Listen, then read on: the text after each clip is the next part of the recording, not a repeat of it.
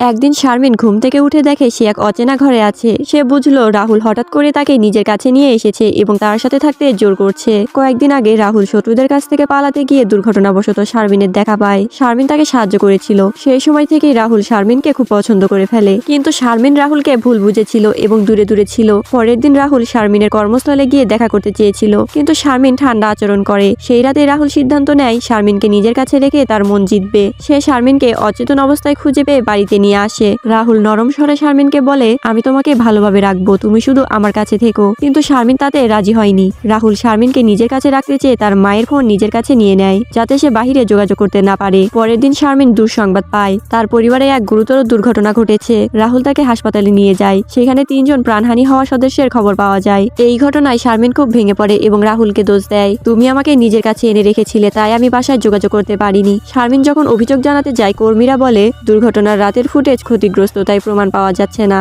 সবকিছু যেন তার জন্য অসম্ভব হয়ে উঠেছিল। এমন সময় রাহুল আবার এসে বলে, আমি চাইলে তোমাকে সাহায্য করতে পারি। তোমার পরিবারের দুর্ঘটনার পেছনে যে ব্যক্তি দায়ী তাকে খুঁজে বের করব।